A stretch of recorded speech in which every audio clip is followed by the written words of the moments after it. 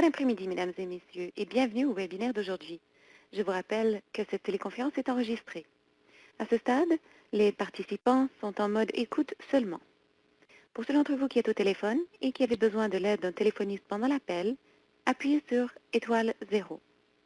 Les participants sur l'Internet qui ont besoin de soutien doivent se servir de la fonction de dialogue. Je cède à présent la parole à votre animatrice, Mme Megan Rossiter, agente de programme à la Fondation canadienne pour l'amélioration des services de santé. Madame Rossiter. Merci. Bonjour et bienvenue à cette première séance de la série sur appel Une approche de collaboration à un problème de soins chroniques, résultat de la collaboration des organismes de santé de l'Atlantique. Aujourd'hui, nous commençons à examiner les résultats et les enseignements issus de la collaboration des organismes de santé de l'Atlantique, une initiative visant à améliorer les soins dispensés aux patients atteints de maladies chroniques dans les provinces de l'Atlantique, dont le but est d'éclairer les stratégies visant à concevoir, mettre en œuvre et à évaluer les initiatives collaboratives d'amélioration de la qualité. Je suis Megan Rossiter et je suis heureuse de vous souhaiter la bienvenue.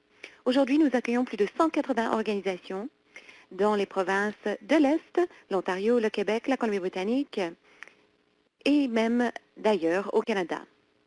Nous sommes heureux de fournir l'interprétation simultanée pour l'auditoire francophone. Je vous demanderai de vous présenter dans la boîte de dialogue. Dites-nous qui vous êtes, d'où vous venez, ainsi que toute question que vous avez adressée au conférencier d'aujourd'hui. Alors aujourd'hui, nous sommes accompagnés de Donna McCausland, qui est la principale responsable de l'élaboration des programmes de soins de santé primaire en santé communautaire à HealthPI, ce qui comprend les réseaux de soins primaires, la santé publique, les soins à domicile et les soins gériatriques et palliatifs. Son travail actuel porte surtout sur l'établissement de systèmes solides grâce à la collaboration, à la promotion du travail d'équipe, à l'intégration des services et à la coordination de la formation des employés de première ligne. Nous avons eu le plaisir de travailler avec Mme McCausland qui a évalué des programmes visant à aider les prestataires à soutenir la participation des patients. Nous entendrons aussi Michael Vallis, qui est psychologue clinicien à Nova Scotia Health Authority dans la zone centrale de Halifax. Il est nommé conjointement à l'Université Dalhousie à titre de professeur agrégé ainsi qu'à l'Université Western Ontario. Il aide les équipes sur le plan de l'encadrement pour l'auto-prise en charge ou l'autogestion ici à la FCISS et nous sommes heureux de l'accueillir aujourd'hui.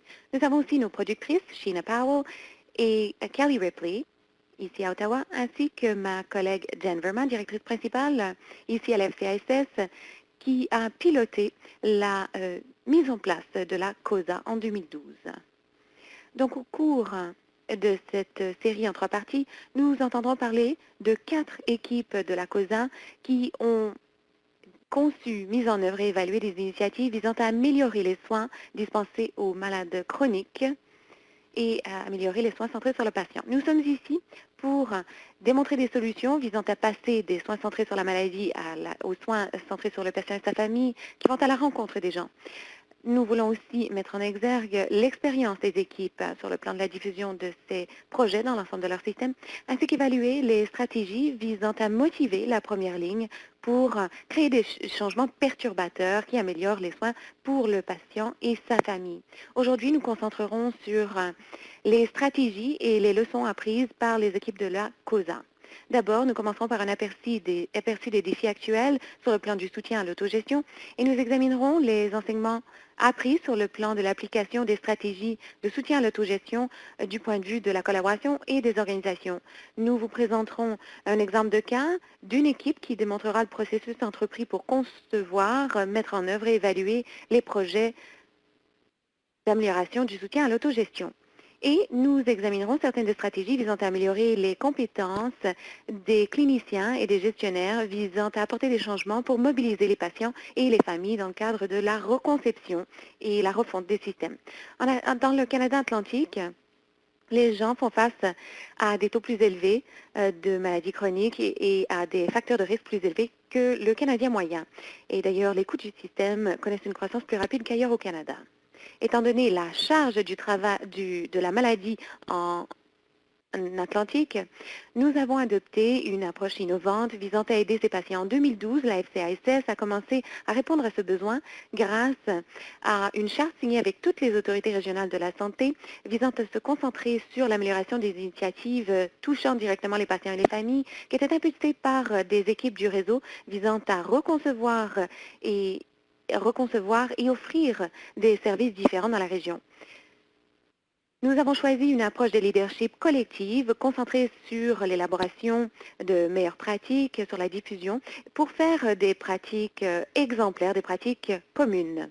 Nous avons établi des équipes interdisciplinaires de sorte que l'on aide à convertir ces pratiques exemplaires en pratiques communes. Globalement, 11 équipes ont fait partie de la COSA, 5 à Terre-Neuve, 2 au Nouveau-Brunswick, 2 à l'île du Prince-Édouard et 1 en Nouvelle-Écosse. Celle en Nouvelle-Écosse a réuni tous les districts de la santé de la Nouvelle-Écosse qui sont à présent réunis dans une seule autorité sanitaire. Je vous encourage à visiter le site web de la FCISS qui présente les 11 équipes ainsi que les mentors, les formateurs et le personnel qui ont participé à cette initiative de collaboration par régionale. Alors, pourquoi se concentrer sur l'autogestion? Commençons par examiner certains facteurs. Claire Liddy d'Ottawa, qui est médecin et chercheur à l'Institut de recherche Bruyère, a présenté des arguments probants, à savoir pourquoi les maladies chroniques représentaient le plus gros problème du système actuellement. 80 milliards de dollars sont dépensés annuellement, sans parler des pertes de productivité et ce que cela représente pour la santé et le bien-être des patients qui sont atteints d'une ou de plusieurs maladies chroniques, en plus des prestataires qui les aident à s'en sortir. Alors, étant donné la charge ou le fardeau de la maladie en Atlantique, il fallait trouver des approches innovantes pour aider les patients à gérer eux-mêmes ces conditions.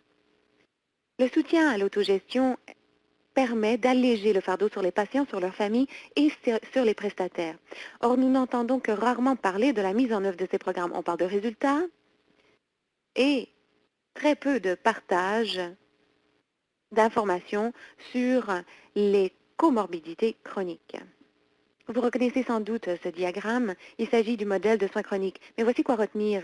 Le McCall Center for Healthcare Innovation qui a créé ce modèle l'appelle maintenant le modèle de soins, point à la ligne, car c'est le monde dans lequel on vit aujourd'hui. De plus en plus de gens sont atteints de maladies à très long terme qui ont besoin de nouveaux services. La conception d'un système qui puisse les épauler et l'autogestion sont fondamentales dans ce contexte. Le Dr. Ed Wagner et ses collègues du McCall Center citent diverses lacunes sur le plan de la prestation actuelle des services qui nous empêchent d'offrir le modèle de soins.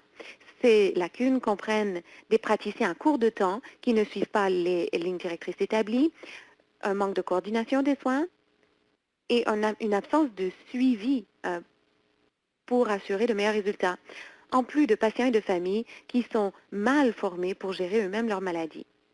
7 des 11 équipes qui ont participé à la COSA se sont concentrées sur l'amélioration de l'autogestion dans le cadre de leur initiative. À certains égards, ils essayaient de mettre cette hypothèse à l'essai, c'est-à-dire une amélioration et une efficacité accrue des soins primaires améliorera-t-elle la qualité et réduira-t-elle les coûts? Ed Wagner nous dit que faire la même chose sans arrêt ne changera rien au résultat. Il faut donc un système qui priorise la prévention, le suivi et les soins sur l'ensemble de la personne. Je cède à présent la parole à M. Michael Vallis. Bonjour. Alors, je participe à cette initiative depuis le tout début. Et ce qui est important pour nous, en fait, c'est qu'il faut insister sur le fait qu'il est possible pour le terrain de tirer parti du travail qui a été fait dans le cadre de ce projet. Donc, cette série de webinaires est conçue pour permettre cette application de connaissances, de sorte qu'on ne soit pas obligé de réinventer la roue. Nous avons appris des choses très importantes et aujourd'hui, nous allons justement aborder cette série, ces enseignements. Je vais donc présenter en 15 minutes ma contribution au projet Pourquoi seulement 15 minutes? Eh bien, parce qu'on veut pouvoir converser avec vous. Alors, j'espère que ces sujets piqueront votre intérêt, car lorsqu'on parle de changement, eh bien, on pense à la perturbation, mais lorsqu'on parle de changement perturbateur, ça chatouille.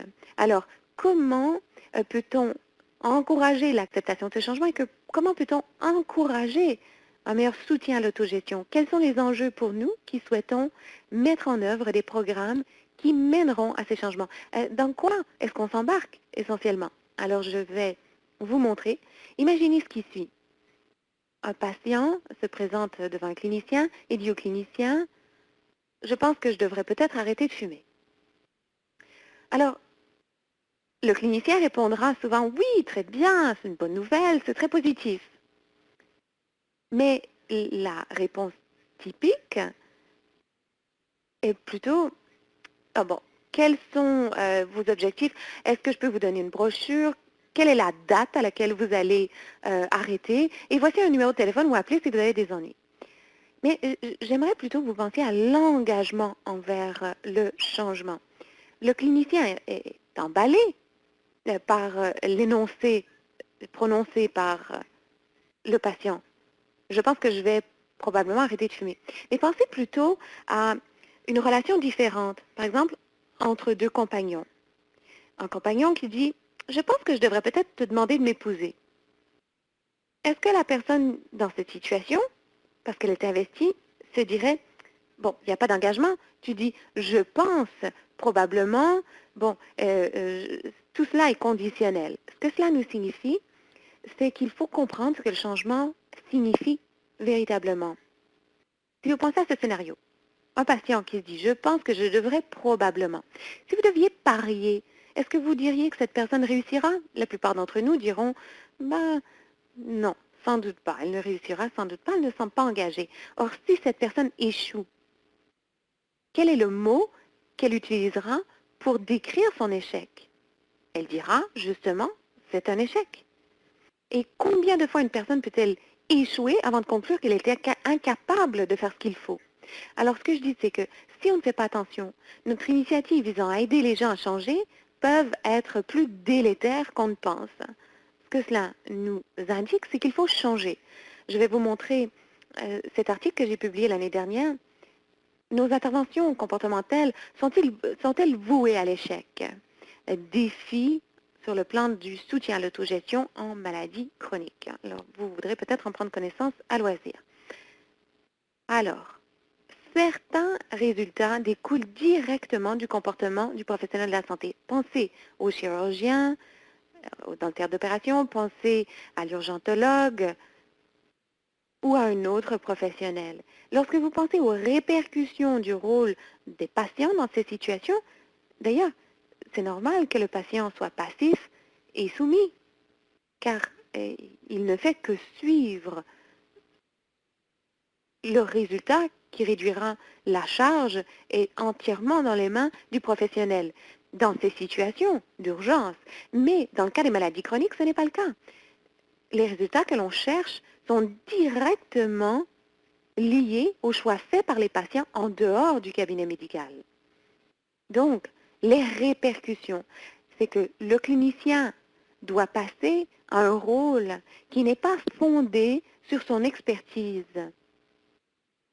sur sa connaissance des données, sur ses recommandations. Il s'agit d'un rôle beaucoup plus collaboratif. Il faut faire preuve d'une plus grande acceptation.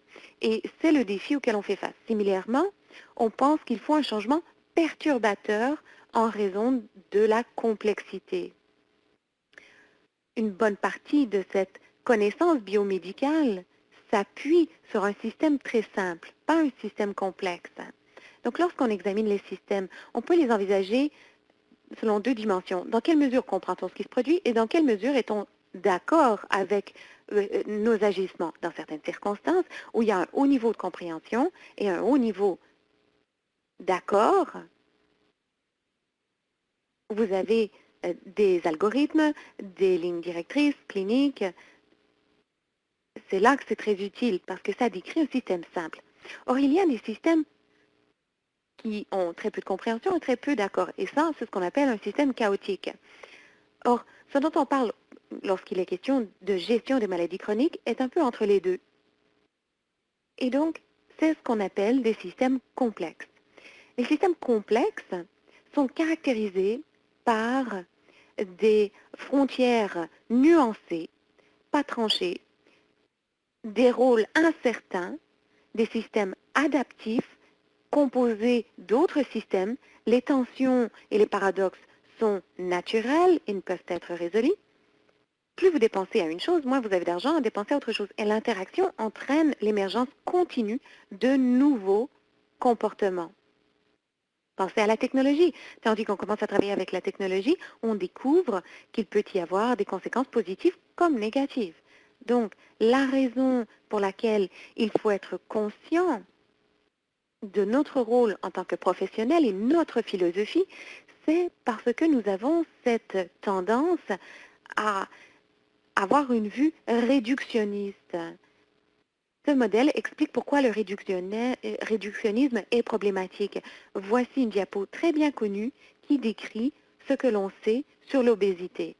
Donc vous voyez ici, c'est vraiment très complexe. Et pourtant, on sait qu'il y a des enjeux associés à la psychologie sociale, psychologie individuelle, activité individuelle, environnement, physionomie, physiologie en général, consommation d'aliments, production d'aliments. Ce sont des systèmes très complexes qui interagissent les uns avec les autres. Or, le contexte avec lequel on commence et dans lequel on exploite généralement nos activités est caractérisé par cet échange. Vous avez le prestataire de soins qui fait une recommandation de manière très confiante, car sa recommandation est fondée sur son expertise, ses connaissances. Et vous avez le patient qui n'est pas très emballé. Alors, recommandation, bon, elle est assez mal reçue. Alors, qu'est-ce qui se passe par la suite? Cet échange est très commun.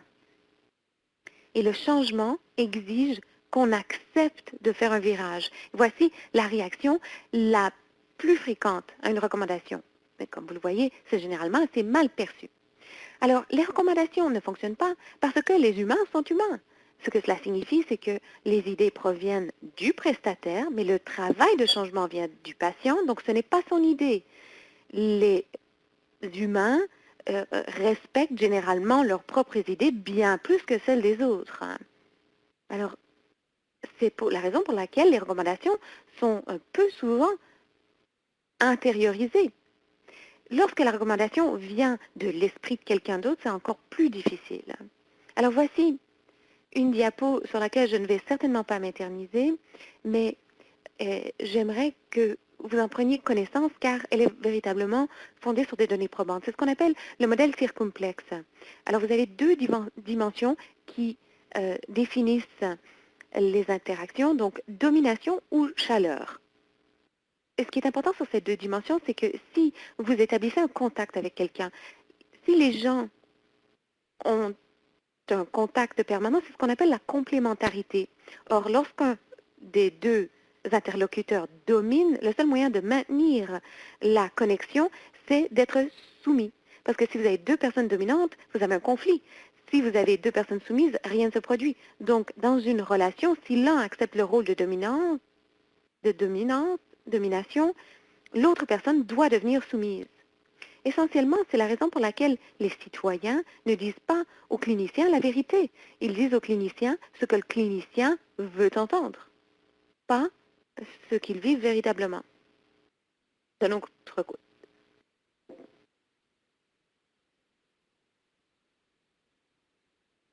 côté, si on a un rôle plus d'affiliation, où l'on tâche de se comprendre, l'amabilité émerge. Alors, c'est très important du point de vue des relations humaines. Parlons à présent d'où nous venons, nos racines. Voici donc l'essentiel de ce qu'on appelle le changement perturbateur. Le clinicien est l'expert avec un individu mal informé devant lui. La pratique médicale repose sur la rigueur scientifique. une approche fondée sur des données factuelles qui s'inspire de pratiques exemplaires. La connaissance est déterministe, utilisant le réductionnisme. Donc, vous avez, dans le cadre des interactions, des recommandations et de l'éducation.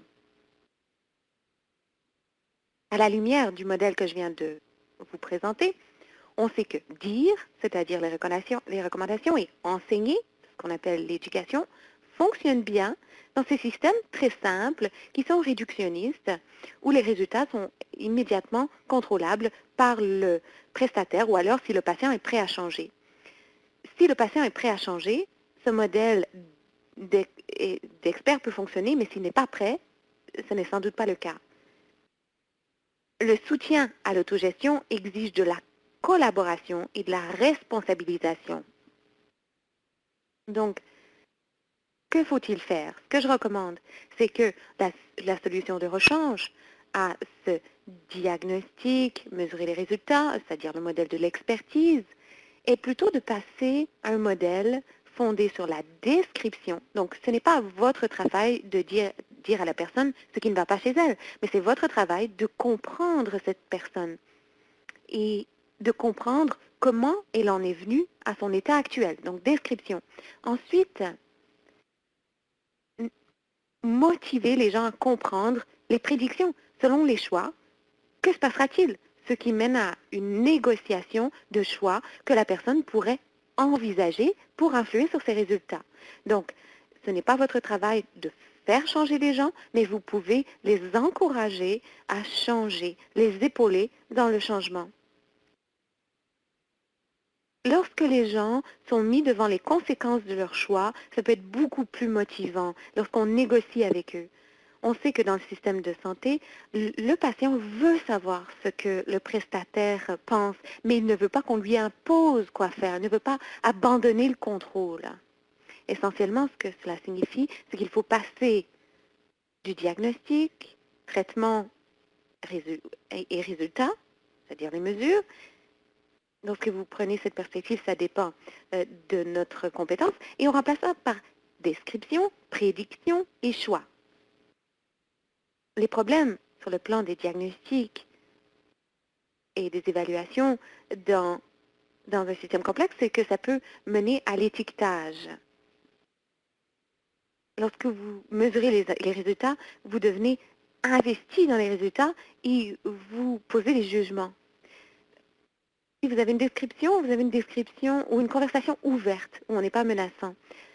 L'aptitude au changement que l'on recommande, et vous verrez comment c'est mis en œuvre, tandis qu'on décrira les projets, comprennent l'élaboration de nouvelles aptitudes, des aptitudes relationnelles, c'est-à-dire une relation basée sur le changement en utilisant des messages motivationnels, une évaluation de la capacité et de la motivation à changer, l'encouragement à cette motivation afin d'arriver au comportement souhaité, des compétences qui permettent au changement de devenir pérenne, et ensuite les compétences en gestion des émotions, c'est-à-dire comment faire la promotion du nouveau comportement dans le contexte psychosocial du patient. Alors, je vais m'arrêter ici.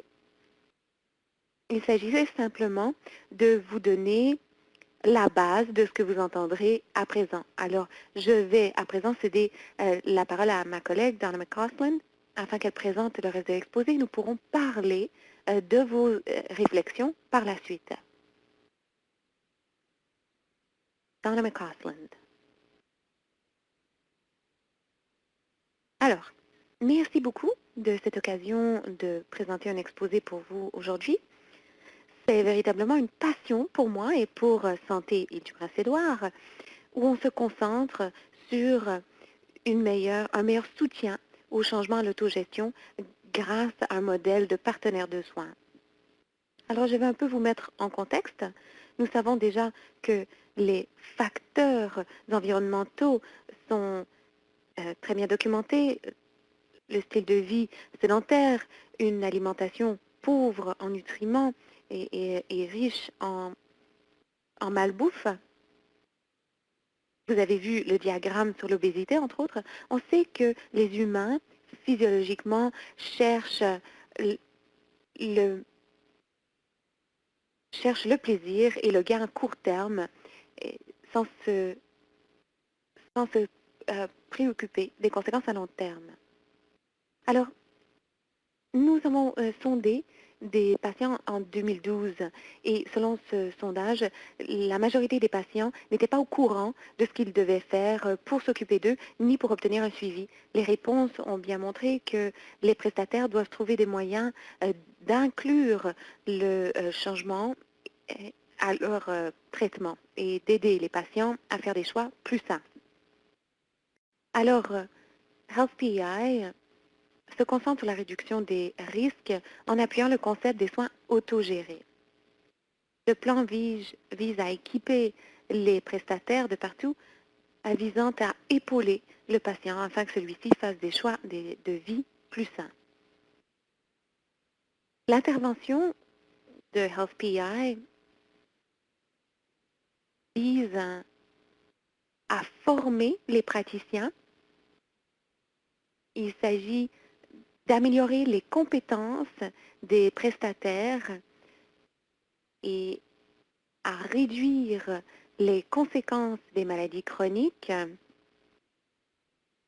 grâce à un modèle d'intervention très brève, car nous savons que les prestataires ont très peu de temps à consacrer aux patients. Et comme on sait, les changements dans le système de la santé souvent ne réussissent que s'ils sont très courts. Alors l'intervention vise à constamment vérifier l'état de préparation du patient, à changer ses habitudes et le soutenir dans sa démarche dès que l'occasion se présente et quelle que soit l'ampleur du changement. C'est fondé sur des théories de modèles de changement,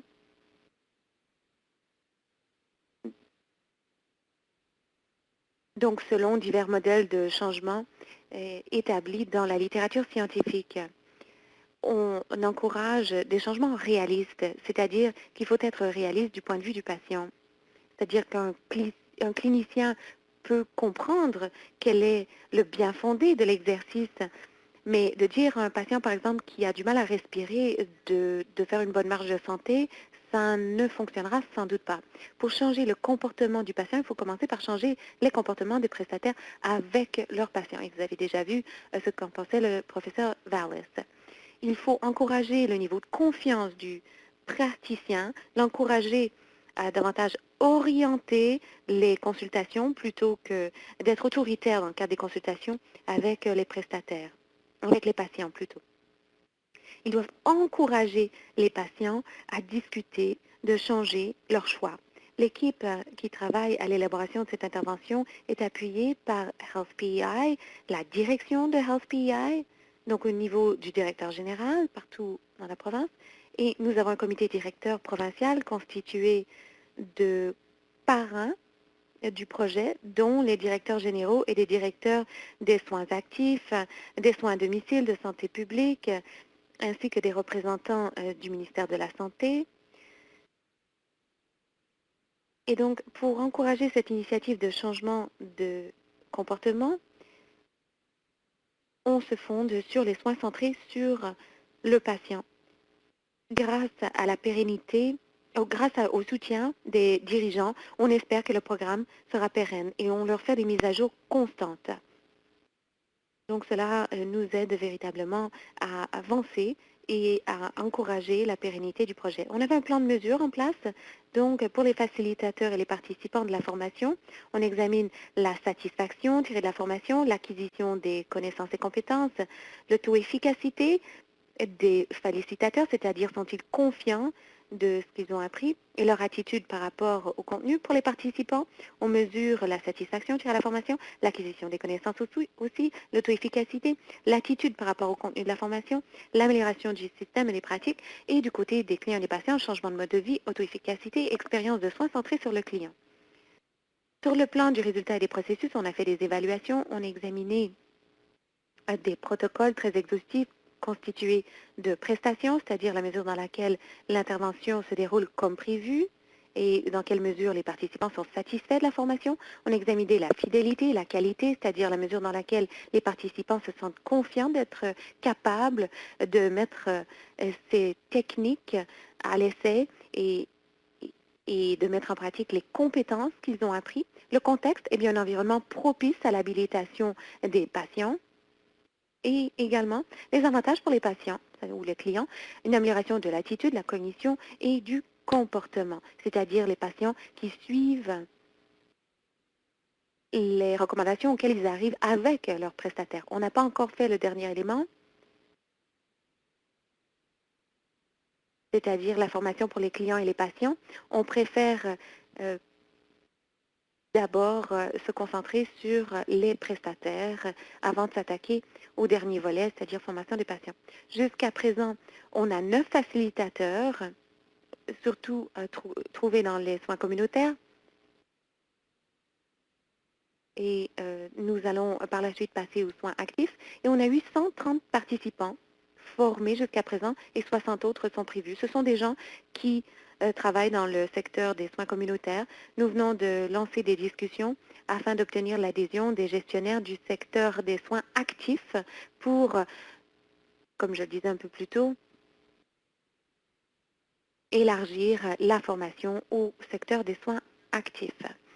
Pendant la séance de formation, les participants ont pu identifier quelques changements qu'ils apporteraient à leur pratique. Donc, faire preuve de curiosité en matière d'obstacles au changement, c'est ce qui est le principal. On demande rarement à nos patients quel est l'obstacle principal à l'application de certaines recommandations. Qu'est-ce qu'on peut faire pour vous empêcher de retourner aux urgences? Donc, il s'agit d'arrêter de donner des directives pour une vie saine, encourager la participation des patients à la discussion et faire en sorte que leurs choix soient entendus. Alors, le personnel commence à demander à suivre la formation, ce qui en dit long sur la qualité de cette formation. Notre objectif, c'est qu'au cours des prochaines années, tous les prestataires, il y en a presque 1000, suivent la formation.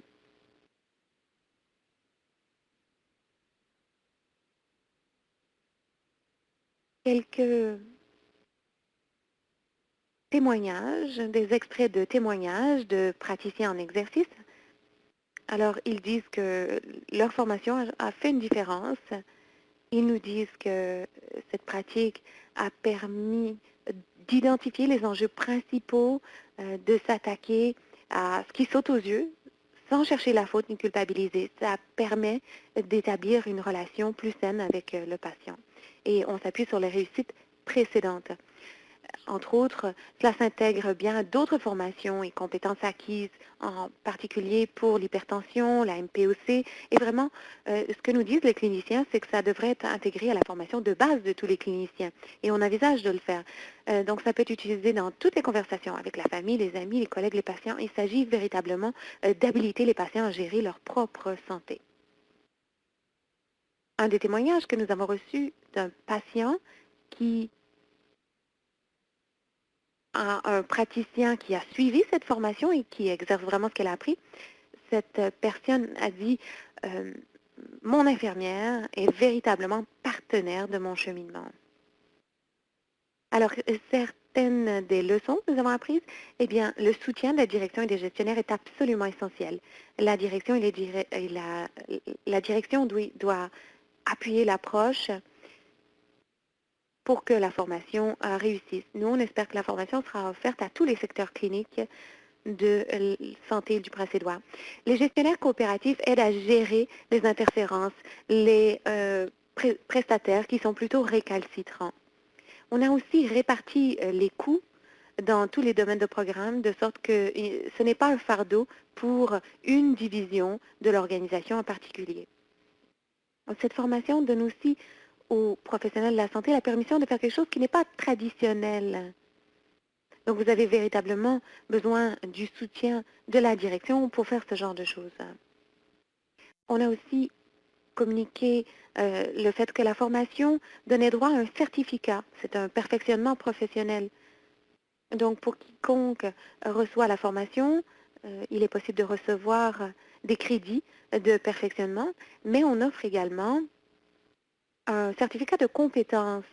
Donc, les personnes qui ont reçu la formation peuvent donner une preuve qu'ils se servent effectivement de ces approches dans leur pratique. C'est-à-dire, si on en a la preuve, on leur remet le certificat.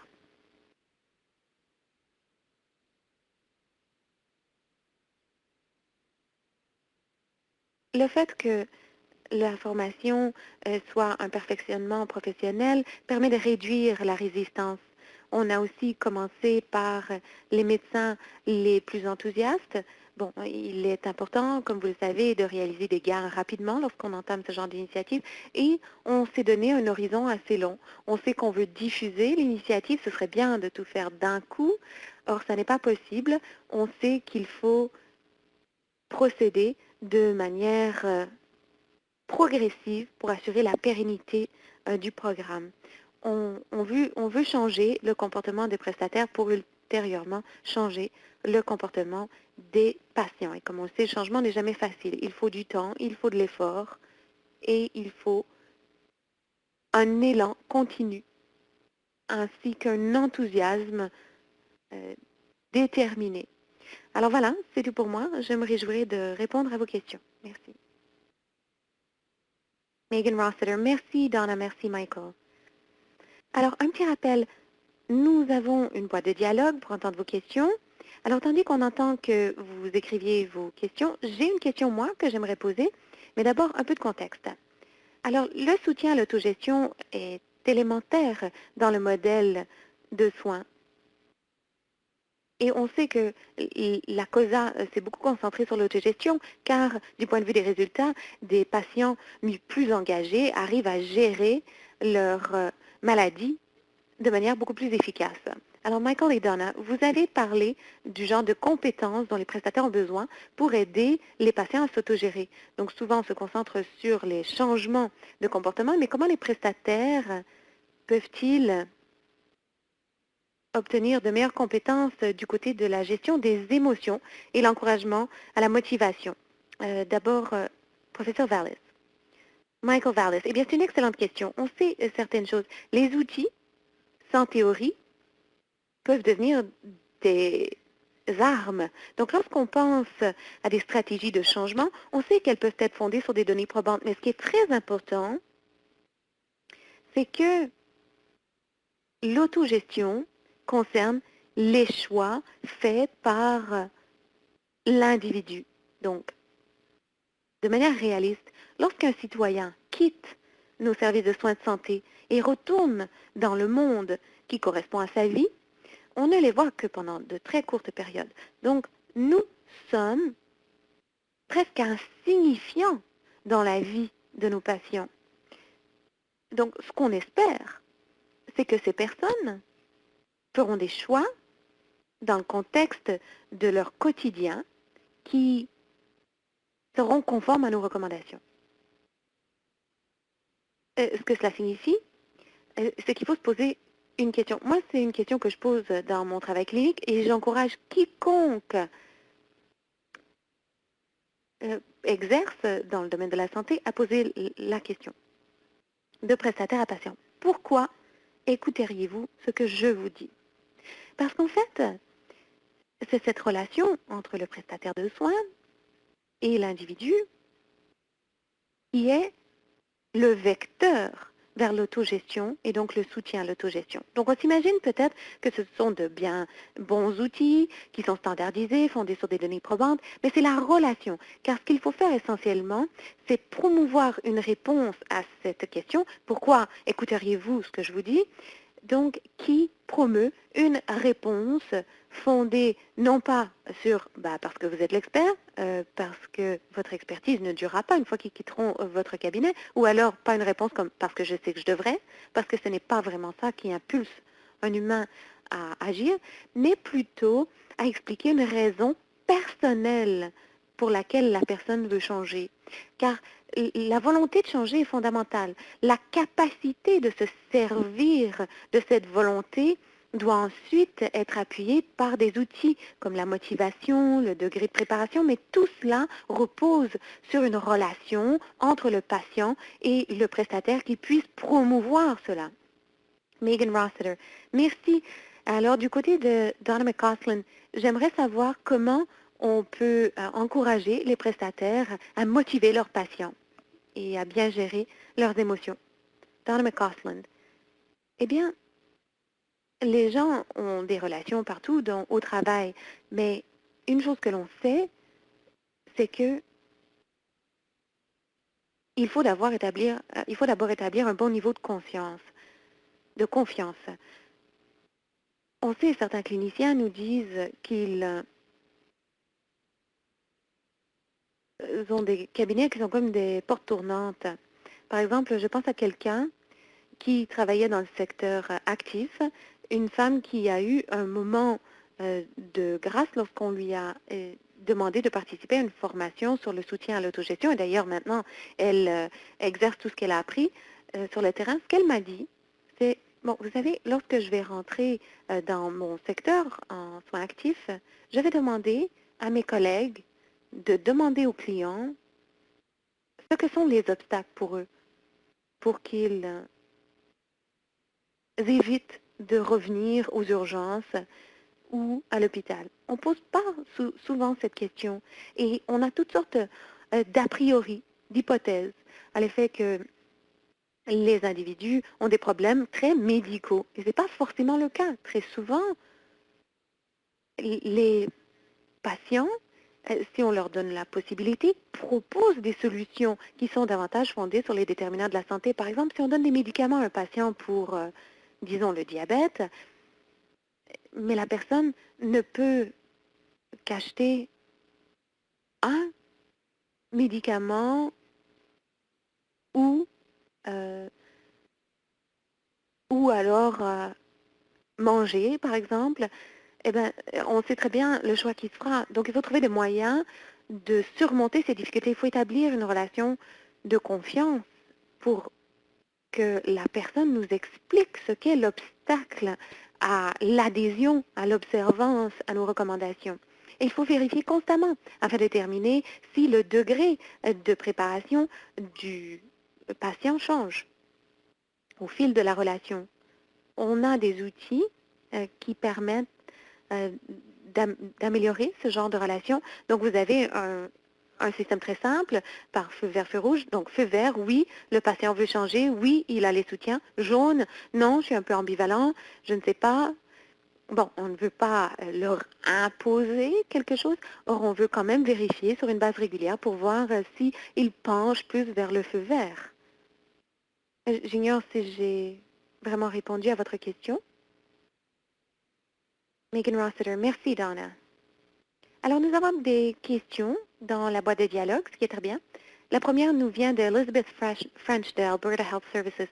Elle demande, est-ce que vous pouvez nous suggérer quelques ressources visant à améliorer nos techniques d'interview motivationnelle? Alors, Donna McCausland, eh ben justement, j'allais dire peut-être que Michael Vallis pourra nous dire, parce que c'est lui qui est psychologue et qui possède toutes sortes de ressources. Évidemment, nous, bon, j'ai déjà évoqué certaines des ressources qu'on a établi à l'île du Prince-Édouard. Entre autres, il y a les 4A et les 4R. C'est ce sur quoi on fonde notre formation sur l'appui au changement de comportement réaliste. Ici, Michael Vallis, je ferai deux observations. La première, je viens d'afficher www.behaviorchangeinstitute.ca. Il y a beaucoup de ressources sur ce site. L'autre chose que je dirais, Elizabeth, c'est que vous devez chercher des ressources locales. Ce site, Behavior Change Institute, pourra vous permettre d'établir des stratégies. Mais bon, je vois que vous êtes de l'Alberta et d'ailleurs, j'ai passé du temps en Alberta à faire des formations. Alors, une des choses qu'on veut véritablement faire, c'est encourager cette idée des communautés de pratiques collaboratives. Qui sont les personnes dans votre système qui comprennent bien ces modèles, ceux qui les comprennent mal, et comment peut-on les examiner ensemble, examiner certaines des compétences ensemble, de sorte que ce qu'on tâche d'éviter au Behavior Change Institute, c'est d'avoir le modèle fondé sur l'expert qui a toutes les réponses. Nous, on préfère être les collaborateurs qui peuvent présenter les principes et ces principes peuvent être utilisés pour avancer. Et si vous permettez, j'aimerais passer à la prochaine section parce qu'elle rejoint ce que je viens de dire sur les principes, pas les messages. Donc, on parle dans une question des plans d'action. Est-ce que c'est la même chose ou non? C'est tout à fait identique. Alors, ce qu'il faut, c'est que les prestataires et que les systèmes aient accès à des ressources, des outils qui soient appuyés sur des données probantes et que le message découle de cela. Donc, un plan d'action, bref, c'est la même chose qu'une intervention d'établissement d'objectifs, ou ça peut être la même chose que le principe des schémas de conversation, et ainsi de suite. Donc, lorsqu'on voit ce genre de problème, ce qu'on demande aux cliniciens de faire, c'est qu'est-ce que ce plan d'action règle sur le plan des comportements, de la motivation, des émotions, et ensuite comment améliorer, renforcer cet outil. Donc, c'est une excellente approche et c'est fondé sur les données probantes. Donc, ce n'est pas du tout différent. Il n'y a pas de raison, si vous êtes plus familière avec le plan d'action, de changer votre méthode. Nous, ce qu'on encourage, c'est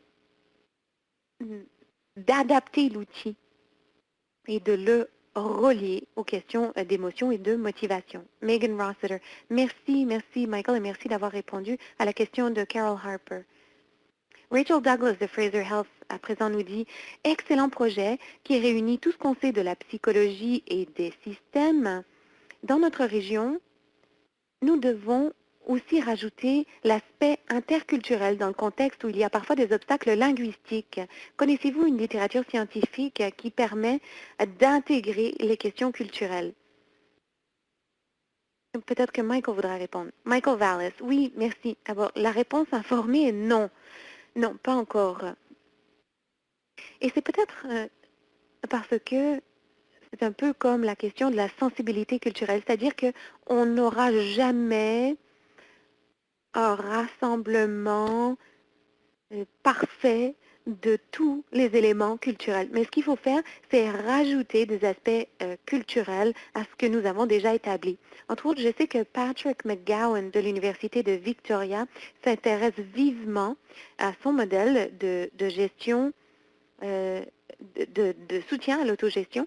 Et donc, il a un modèle qui tient compte des aspects culturels. Alors, Rachel, je pense que il faut prendre les principes théoriques qui appuient les changements qui ne sont pas précis ou spécifiques à une culture et ensuite, étant donné ces aspects culturels, comment collaborer avec vos patients de sorte que vous co-conceviez une façon de mettre en œuvre ces compétences qui soient sensibles à la culture. Donc, j'espère que c'est un test de la théorie de la complexité. Donc, ce n'est pas la littérature scientifique qui orientera nos actions, mais plutôt que nous créerons un plan. Et si vous pensez à la question des multiples médicaments, la pluripharmacologie, je vous garantis que tous les patients qui prennent plus de 4 médicaments, il n'y a pas d'essai randomisé contrôlé qui montre la combinaison exacte et les permutations exactes de ces 4 médicaments. Donc, si vous êtes devant une polypharmacie où il n'y a pas de littérature disant, bon, qu'est-ce qui se passe si le médicament A à dose X est combiné au médicament B à dose Y et ainsi de suite, eh ben, vous devez collaborer avec le patient pour obtenir une rétroaction de sa part, à savoir comment adapter la posologie. Et c'est ce que vous devez faire dans ce genre de contexte. Vous devez respecter la sagesse et l'expertise de votre patient. Vous devez collaborer avec eux. Megan Rossiter. Bien. Alors, je vais passer une question de Douglas House de Terre-Neuve-Labrador, le ministère de la Santé et du Bien-être. Une question qu'il adresse à Donna. Il dit, est-ce que HealthPI a offert des mesures incitatives aux prestataires afin qu'ils participent à la formation ou qu'ils mettent en œuvre des interventions minimales dans leur pratique? Donna McCausland, non, pas du tout. Nous sommes très préoccupés par cette idée de mesures incitatives fournies aux prestataires, surtout lorsqu'il est question de faire ce qu'ils devraient véritablement faire en ce qui nous concerne. Ça peut être une pente savonneuse. Vous savez, pourquoi est-ce qu'on incitera les gens et où s'arrêtera-t-on? On sait qu'au moins le tiers de la population, bon, le tiers, vous connaissez, un tiers de la population de prestataires sait qu'elle doit changer ses méthodes si elle veut que les patients changent véritablement leur comportement. Il y a un autre tiers qui sont probablement hésitants et on sait, à la lumière de nos recherches, que ceux qui hésitent se disent, moi je vois que De l'autre côté, chez celui qui met en œuvre les pratiques différemment, les patients sont en meilleure santé et on sait qu'un autre tiers des prestataires ne voudront jamais leur façon d'exercer. C'est très malheureux pour la clientèle dont ils s'occupent, mais non, on ne fournit pas de mesures incitatives pour participer aux formations ou pour mettre en œuvre des interventions minimales dans les pratiques. On a on choisit toujours un parrain, généralement un gestionnaire, dans une des zones de service communautaires qui parraine le, le, le programme et donc va peut-être offrir un goûter, mais c'est tout. Michael Vallis, si vous permettez, j'aimerais faire une petite observation pour commenter ce que disait Donna, car j'ai participé au soutien du travail expliqué par Donna. Alors, ce que je peux dire sur le travail de Health PI, qui est véritablement formidable et qui représente une véritable réussite, c'est que il y a un engagement véritable de la part du ministère de la Santé et du Bien-être. Donc, ils sont très sérieux, à un niveau très élevé.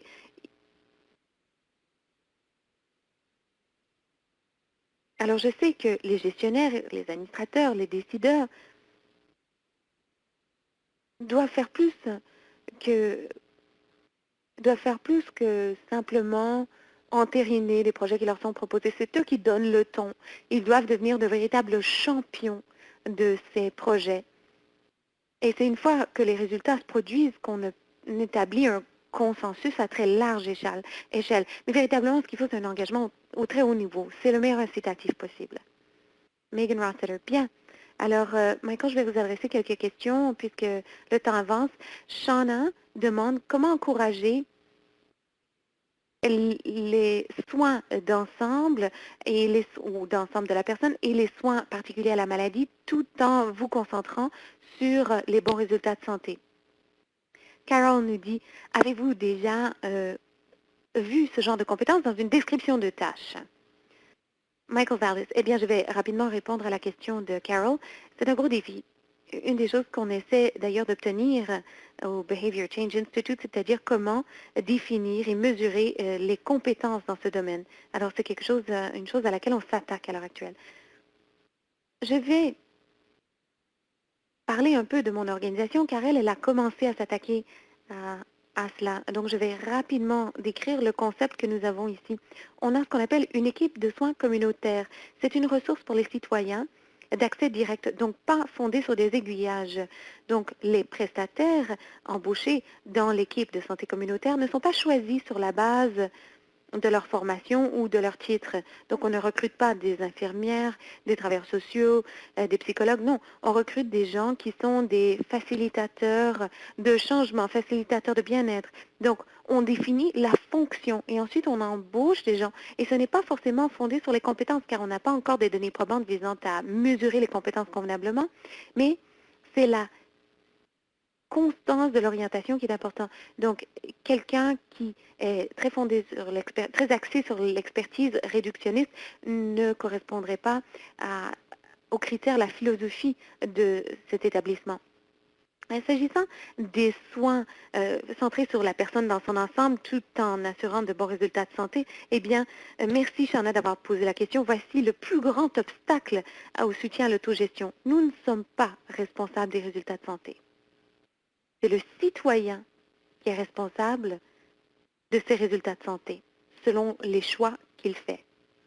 Donc, nous devons être au courant de cet équilibre entre les soins d'ensemble, les soins axés sur une maladie en particulier et les résultats. Il faut accepter cette tension qui est créée entre cet aspect de personne dans son ensemble avec la particularité de la maladie dans le contexte des résultats, surtout pour les maladies où les résultats sont à très long terme. Si vous pensez aux maladies cardiaques, métaboliques, et vous ne verrez les résultats négatifs que dans 20 ou 30 ans parfois. Alors, comment changer les résultats particuliers de la maladie quand l'ensemble de la personne nous emmènera peut-être dans une autre direction?